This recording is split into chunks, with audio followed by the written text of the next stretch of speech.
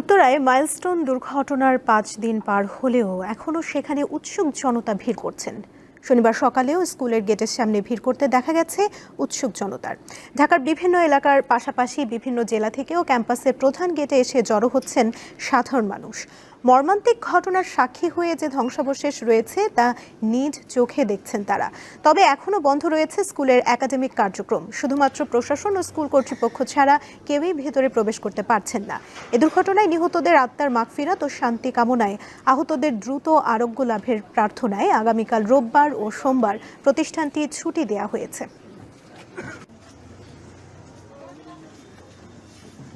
দোতলার বাচ্চা যেগুলোকে নামাইছে বাইর করছে, ওদের অবস্থা অনেক খারাপ ছিল। ওরা হাঁটতেছিল কিভাবে আমি বুঝতেছিলাম না। ওরা হাঁটার মতো পরিস্থিতি ছিল না। ওদের গায়ে চামড়া ছিল না একটারও, ওদের হাত ছিল না কারো, পা ছিল না কারো। অনেক বাজে অবস্থা। আমাদের ওখানে যে খালা যে ঝাড়ু দেয় উনি 2 খণ্ড হয়ে গেছে। যাদের সাথে খেলছি, যাদের সাথে ঘুরছি, অনেক জায়গায় গেছি, তাদের যারা মারা গেছে ওরা যেন জান্নাতবাসী হয়ে যায়। এখন আহত আছে হসপিটালে, সবাই তাড়াতাড়ি সুস্থ হয়ে যায়। যাদের বাচ্চা হারিয়েছে তারাও তো অভিযোগ করতেছে। অভিযোগ দিয়ে কি কোনো লাভ হচ্ছে? আজকে যদি এই জিনিসটা পানির উপর দিয়ে করতো তাহলে হয়তো বা কিছু হলে পানিতে ফেলতে পারতো। আমাদের এরকম এরিয়া দেওয়া, মানে এই স্কুলগুলো এরিয়া দিয়ে যুদ্ধ বিমানটা ট্রেনিংটা নেওয়া উচিত না, আর এখান থেকে বন্ধ করা উচিত। এই মুহূর্তে মাইলস্টোন স্কুল অ্যান্ড কলেজের সামনে রয়েছেন আমাদের সহকর্মী মানিক খান। সরাসরি যোগ দিচ্ছেন তিনি। মানিক, দুর্ঘটনার 5 দিন কেটেছে, এখন কি পরিস্থিতি দেখছেন সেখানে আমাদের জানাবেন। কি ভাই, দরকারের সময় নেট নাই? আপনার চাই রবি ওয়াইফাই, ব্যাটারি ব্যাকআপ সহ এখন নেট অন সারাক্ষণ। আমি আছি মাইলস্টোন স্কুল অ্যান্ড কলেজের সামনে।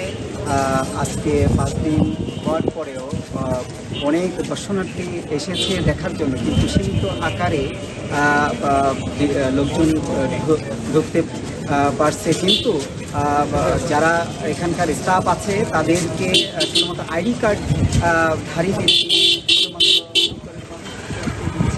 আর অন্য কাউকে কিছুক্ষণ আগে দেখলাম যে সীমিত আকারে প্রবেশ করার জন্য দিয়েছে কর্তৃপক্ষ। আমরা যদি ওই দিনের ঘটনা একটু বলতে চাই, সেক্ষেত্রে আমরা একটা স্টুডেন্ট, ওই দিন ছিল উনি, এই স্টুডেন্টের সাথে একটু কথা বলতে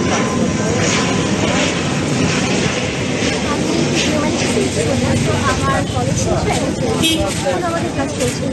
তো চলাকালীন হঠাৎ একটা 10 বা 12 থেকে একটা বিকট একটা শব্দ হয়। তো আমাদের ক্লাসের সব মেয়েরা চিৎকার দিয়ে উঠে দেন। ওদের সাথে ভবনটি কেটে উঠে। তো সবাইকে চিৎকার করতে করতে আমরা বাইরে সিঁড়ি দিকে ঘুরে চলে আসি। চলে আসার পর দেখেছি ওইখানে মানে ট্রেন আমাদের প্রাইমারি ভবনের বাচ্চাদের উপর তো আসার পর সবাই চিৎকার চেঁচামেচি শুরু হয়ে আসে, সবাই কান্নাকাটি শুরু করে, সবাই দৌড়ে নিচে নেমে আসে। তারপর নেমে আসার পর দেখি মানুষের যে পরিমাণে ভিড়, কোনো একটা গাড়ি ঢুকতে পারবে না কলেজে, যেমন ফায়ার ব্রিগেডের গাড়িটাই পর্যন্ত ঢুকতে পারবে না। তো আমাদেরকে হচ্ছিল, আমাদের যারা স্টুডেন্ট ছিলাম আমরা এই কলেজে, তাদের দায়িত্ব ছিল যে সব মানে অভিভাবকদের বা মানে সব অভিভাবকদের তো সামান্য একটু কষ্ট, বা যারা দোষী মানে দেখতে আসছে এখানে, তাদেরকে আমরা সাইড করার চেষ্টা করছিলাম অনেক। মানে আর পাশ দিয়ে দেখতেছি এই লাশ যাচ্ছে, বাচ্চাগুলো ছোটো ছোটো বাচ্চাদের লাশ যাচ্ছে, বাচ্চারা চিৎকার করতে করতে আসছে, এমনকি আমাদের সামনে থেকে কলেজে পড়ে আসছে, বাচ্চাদের ব্রেন পড়ে আসছে, এরকম অবস্থা। তারপর এই বাচ্চাদের মানে মানুষের ভিড় সামলানোর জন্য আমাদের স্টুডেন্টরা অনেক সহযোগিতা করে। দেন আমরা যে প্রশাসনিক ভবনেও দেখি মানে ইমার্জেন্সি রুমে যে আসবে, ওইখানে আশপাশে অনেক মানুষকে ঘেরাও করে রাখছে, দেন স্টুডেন্ট ওরা সামাল করে।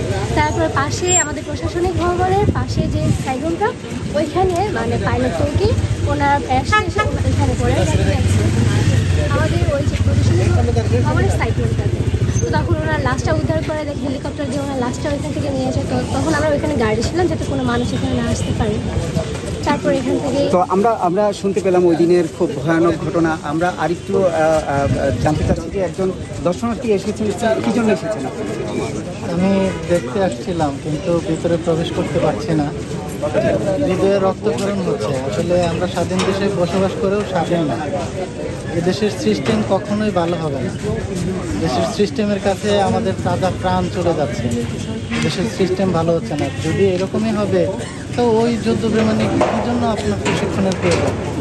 আমরা এগুলো থেকে মুক্তি চাই, আমাদের দেশের তাজা প্রাণ যেন আর না জড়ে যায়, এজন্য আমরা দেশের যারা ঊর্ধ্বতন আপনারা শুনতে পেলেন, যেটা হলো ওই দিনের যে ঘটনা, একজন স্টুডেন্ট আমাদেরকে জানিয়েছে খুবই ভয়ানক, যেটা হলো আসলে এখনো উনি ভয়ে থরথর করে কাঁপছেন, যেটা হলো বলার ওই দিনের ঘটনা বলার পরে উনি খুব আবেগ আপ্লুত হয়ে গেছেন। এই ছিল আমার কাছে সর্বশেষ মাইলস্টোন থেকে। ধন্যবাদ। মানিক, আপনাকে ধন্যবাদ।